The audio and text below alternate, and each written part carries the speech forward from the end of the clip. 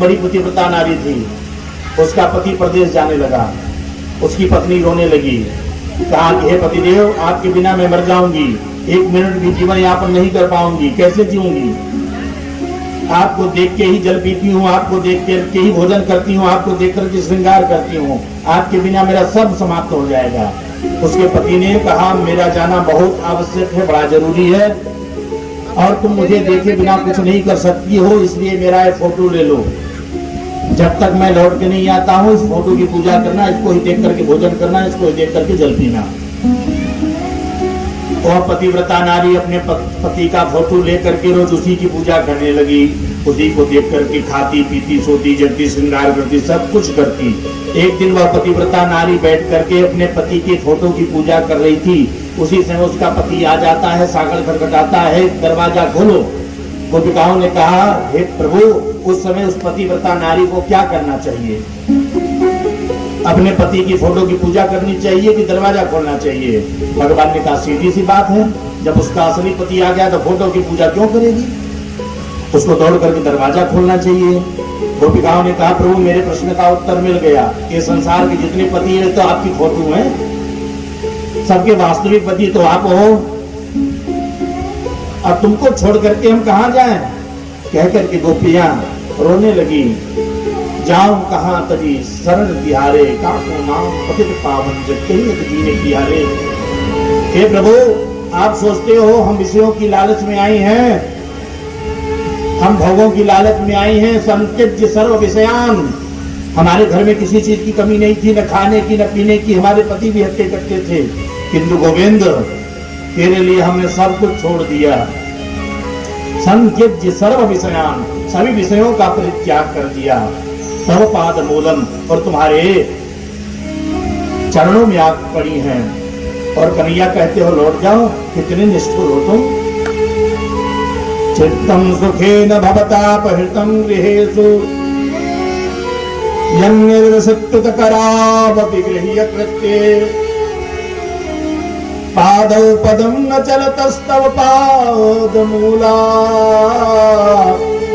यामः कथं व्रजमधो करवाम किं वा। आप कहते हो कि वृंदावन लौट जाओ, हम कैसे लौट जाएं?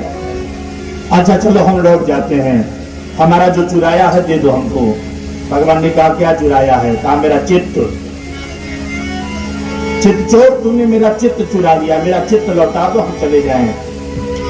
और बिना चित्त के हम जा करके करेंगे भी क्या? बिना चित्त के हमारा किसी काम में चित्त लगेगा? इसलिए हे कन्हैया, मेरे चित्त चुरा दो, हे चित्त चोर, मेरे चित्त दे दो। चित्तम सुखेन भवता अपहृतम, आपने मेरा चित्त चुरा लिया है। यामः कथम ब्रजमधो करवामि किं वा, हम ब्रज में जाकर के करेंगे भी क्या? भगवान ने कहा, गोपिकाओं बताओ तुम चाहती क्या हो? तब गोपिकाओं ने एक स्वर में कहा, पाया यस्वनः अधरामृतम। हे गोविंद, अपने अधरामृतम, सीधे सीधी भाषा में इसका अर्थ करेंगे तो अधर माने होठ, अमृत माने रस, होठों का रस पिला दो, अधरामृत का पान करा दो। किंतु ये गोपिकाएं कोई साधारण गोपिकाएं नहीं हैं, ये गोपिकाएं दिव्य हैं, कोई श्रुति रूपा हैं, कोई सिद्धांत रूपा हैं, दंडकारण्य के ऋषि हैं, जनकपुर की नारियां हैं, सब गोपी बन करके आए हैं। भगवान से सबने कहा, पाया स्वरः अधरापितम, अधरामृत का पान कराओ। अधरामृत माने, धरा माने पृथ्वी होता है, धरा का एक अर्थ पृथ्वी होता है। नए समास करेंगे तो न धरा इति अधरा, जो धरा माने पृथ्वी का अमृत नहीं है वह अधरामृत है। अधरामृत माने अलौकिक अमृत, दिव्य अमृत, ये परमात्मा ही केवल पिला सकते हैं। गोपिकाओं ने कहा, हे गोविंद, पाया यस्वनः अधरामृतम, अपने अधरामृत का पान कराओ। भगवान सबको लेकर के यमुना जी के किनारे जाते हैं, सबके बाहों में बाहें डाल करके, बाहु प्रसार परिरंभ कराल कोरु, नीविस्तनाल भननैर मनखाग्रपाति, छेल्यावलोक हसितै ब्रज सुंदरीणाम्, तम भयं रतिपतिं रमयाञ्चकार। भगवान के बाहुओं से सबने बाहु मिला लिया, हाथों को मिला लिया और यमुना के किनारे सब नृत्य करने लगी। उसी समय गोपियों को अभिमान हो गया कि मेरे गोपाल हमारे लिए ही आए हैं, इसलिए हमारे साथ नृत्य कर रहे हैं। और एक बात मैं रोज कहता हूँ, भगवान को सब अच्छा लगता है, अभिमान अच्छा नहीं लगता। गुमान गोविंदई भावत नहीं, भगवान को अभिमान बिल्कुल ही अच्छा नहीं लगता। इन गोपिकाओं के मध्य में भी जब अभिमान प्रकट हो गया तो भगवान उनके मध्य से अंतर ध्यान हो गए। अंतर्हिते भगवती सहसैव व्रजांगनाः।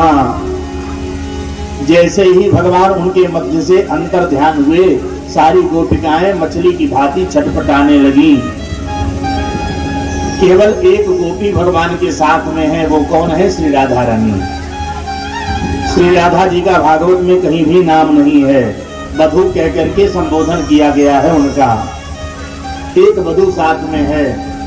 चलते चलते वह भी जब थक जाती हैं तो भगवान से कहते हैं, कन्हैया चले तुम न पा रहे, हम चलने में समर्थ नहीं हो पा रहे हैं। तो भगवान कहते हैं कि विश्राम कर लो। देवी जी कहती ना, विश्राम नहीं करना है। फिर तत्र न यत्र मे मनः, वही ले चलो जहां मेरी इच्छा हो रही है। कहाँ चलना है? चलो ना, बताएंगे। कैसे चलोगी? किशोरी जी ने कहा, स्कंधे आरूह्यताम, कंधे पर बैठा लो। उनको भी मान हो गया। जैसे ही भगवान झुके, क्या हो मेरे कंधे पर बैठो, जैसे किशोरी जी बैठना चाहिए, भगवान उनके यहाँ से भी अंतर ध्यान हो गए।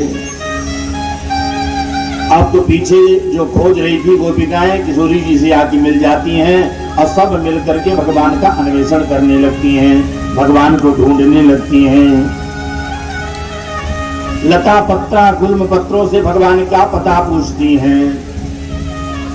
हे चूक, हे प्रियाल, हे पनस, हे सासन, हे कोविदार, हे जम्बू, हे बकुल, हे आम्र, तूने मेरे गोविंद का पता देखा है, पता जाना है? मेरे गोविंद, मेरे ठाकुर जी कहाँ हैं? किंतु किसी ने नहीं बताया। आगे तुलसी का पौधा था, सोचा तुलसी ठाकुर जी को बड़ी प्रिय है, भगवान बिना तुलसी के ही प्रसन्न कभी नहीं होते हैं। तो तुलसी का पौधा देख करके गोपी ने कहा, कश्चित तुलसी कल्याणी गोविंद चरण प्रिय। हे तुलसी, तूने गोविंद को कहीं देखा है? तुलसी का पौधा हवा का झोंका आया, ऐसे ऐसे लहराया, मानो कह रहा है कि मैंने नहीं देखा। एक गोपी ने कहा, ये तुलसी तो हमारी सौत है, हमारे गोविंद का पता क्या खाक बताएगी? फिर सारी गोपिकाएं यमुना जी के किनारे जाकर के भगवान की लीलाएं करने लगती हैं। कोई सकटासुर बन जाती है, कोई तृणाव्रत बन जाती है, कोई यथासुर बन जाती है। और किसी ने अपनी चुन्नी को लहरा करके कहा, देखो मैंने गिरिराज गोवर्धन को धारण कर लिया है। ब्रह्मविद ब्रह्मैव भवति। ब्रह्मा भगवान को श्री ठाकुर जी का चिंतन करता हुआ व्यक्ति भगवत स्वरूप ही हो जाता है। ऐसी ये ब्रजांगनाएं, ब्रज गोपिकाएं भगवान के ही रूप को धारण करके, मानो हम उनकी लीला करेंगे, कहीं गलती होगी तो आके बताएंगे, गोपी ऐसा मैंने नहीं कहा था। किंतु भगवान फिर भी प्रकट नहीं होते हैं। तो सारी गोपिकाएं उस यमुना जी के किनारे इकट्ठा होकर के रुदु सुस्वरम, स्वर में रोने लगती हैं और रोते रोते एक गीत गाती हैं, जिस गीत का नाम है गोपी गीत। ये भागवत का बड़ा पवित्र गीत है और सबसे बड़ा गीत है।